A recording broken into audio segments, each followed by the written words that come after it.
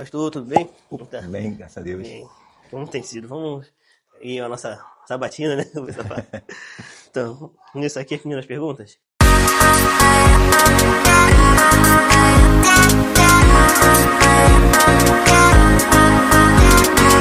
Qual tem sido o maior desafio em relação a dirigir uma igreja que fica próxima à comunidade? Olha, esse é um desafio grande, porque nós sabemos que quando estamos inseridos dentro de uma sociedade ou próximo a uma comunidade, né, o risco é sempre quando há conflitos. Né? E ultimamente nós estamos passando por esse tipo de conflito ali no bairro da Coreia, caminhando para o Alto Uruguai, Chatuba, né? E isso traz para as pessoas um certo receio. Mas eu tenho buscado encorajar as pessoas com a palavra do Senhor. Né, mostrando para eles que das nossas vidas Deus vai cuidar, que não vai acontecer nada conosco que não seja da vontade de Deus. E se acontecer, nós precisamos estar fundamentados naquilo que o Senhor nos garante como lugar de morada eterna. Então é que a gente não sinta medo, é um desafio, né, convencer as pessoas a continuarem frequentando o culto. Mas Deus tem dado as estratégias certas e as pessoas têm continuado ao culto e ao culto. Amém? Amém. Então a segunda pergunta também. Qual foi a maior transformação que você já viu Deus fazer em uma família? Bem, a gente tem vários exemplos, vários testemunhos de famílias, né, que foram restauradas. Né? Eu poderia usar o meu próprio exemplo, né, mas eu não vou usar o meu exemplo. Mas a maior transformação que você pode ver Deus fazer numa família é quando uma pessoa que cultuava a outros deuses, do qual a sua casa era um centro de macumba, né, e essa pessoa se aproxima de você para questionar uma igreja que tinha na rua, porque era uma igreja barulhenta, uma igreja que incomodava essa pessoa, e ela, sabendo que eu era cristão, ela queria saber qual era o meu posicionamento a respeito daquilo. E eu, graças a Deus, usei de sabedoria, não criticando, não condenando, mostrando que cada um tem uma forma de cultuar a Deus. E aquela era a maneira deles, que nós deveríamos respeitar. Então ela pediu, né, falou, posso ir na sua igreja, visitar a sua igreja? Eu falei, sim, pode. E essa pessoa esteve na igreja, visitando a igreja. Hoje é uma membro da igreja, batizada no Espírito Santo, não aceita mais nada sobre centro de macumba na casa dela, imagem. O marido, que foi cristão, tem relutado para manter as atividades do centro na casa dela, mas ela entendeu quem é o Senhor na sua vida e teve a vida. Essa eu posso testemunhar que a vida dela foi transformada pelo que nós vemos ela fazer, né? Porque a transformação de uma nova vida, ela precisa ser observada. Ela precisa você ver que realmente aquilo que a pessoa era, hoje não é.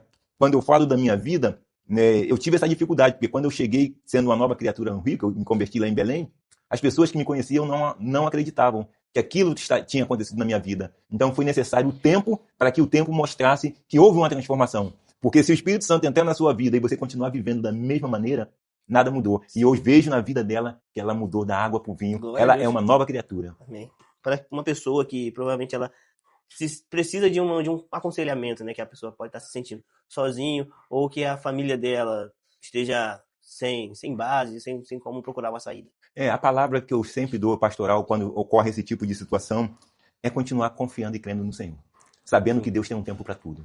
Nem tudo vai acontecer dentro do tempo que nós esperamos. E se a pessoa tem promessa de Deus, e esse é o desejo de Deus, nos abençoar, né? Talvez o tempo está passando e essa pessoa não vê aquilo que talvez Deus tenha prometido acontecendo. Descanse, confie, porque no tempo oportuno de Deus, ela obterá uma resposta. Glória a Deus, é isso. A melhor palavra é essa.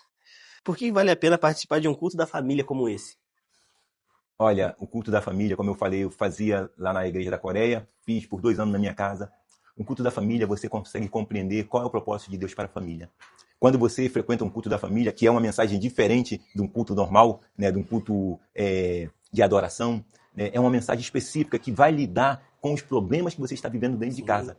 A gente vai atacar os pontos certos daquilo que Deus precisa mudar e transformar. Então, quando nós participamos de um culto da família, nós estamos abrindo o nosso coração, abrindo a nossa vida, dando a oportunidade para Deus mostrar à luz da sua palavra onde é que estamos errando e o que precisamos fazer para corrigir a direção da nossa família. Isso é maravilhoso. Como seria a sua estratégia como pastor de aconselhar outros pastores que têm igrejas em localizações, em lugares próximos à comunidade, e como seria uma boa estratégia para que esses pastores ganhassem as pessoas do bairro? Olha, eu vivo esse dilema lá na minha igreja, por ser uma comunidade, né? E o que eu tenho feito na minha vida, né, e vivendo isto, é confiar na promessa de Deus. Nós sabemos que o nosso Deus é um Deus de promessa. Quando Deus chamou Abraão para sair da sua terra, do meio da sua parentela, e fosse para uma terra que ele lhe mostraria, Deus fez promessas para Abraão. né? Que ele seria um grande povo, que ele herdaria uma terra, que ele seria bem-sucedido. Deus fez diversas promessas para Abraão. E nós sabemos que essas promessas que Deus fez para Abraão eram promessas que não ocorreram de uma hora para outra. Né? Levaram um tempo, a conquista da terra foi um tempo que eles levaram, passaram 430 anos no Egito até tomar posse da terra prometida. Ser esse grande povo, Sara, Rebeca e Raquel era estéril, né? Então, como ser um grande povo se as mulheres que precisavam dar à luz não podiam? Mas será que Deus ia falhar na promessa que fez a Abraão? Não. Deus cumpre o que fala, ele vela pela sua palavra. Então, o que eu diria para esses pastores que têm servido para mim? Eu olho para a igreja da Coreia e vejo aquele espaço imenso construído e eu me questionava, Senhor, para quê? Se não é para nós sermos um grande povo, por que esse espaço todo? E Deus me mostrou, através dessa passagem de Abraão, que o tempo da concretização, o tempo de ser um grande povo é dele. Abraão diz lá em Hebreus 11 que ele morreu sem ver, sem obter a promessa de Deus, mas ela se cumpriu. Então, é o que eu falo para os pastores e falo para mim, continue confiando, porque Deus não iria estabelecer uma igreja próxima a uma comunidade se não fosse para ganhar aquelas vidas. No tempo certo, Deus vai dar estratégia para ganhar. Amém. Pastor, muito obrigado. Essas foram as perguntas. Glória a Deus. Deus abençoe muito a sua vida e a sua caminhada lá na Coreia. Glória a Deus. Amém.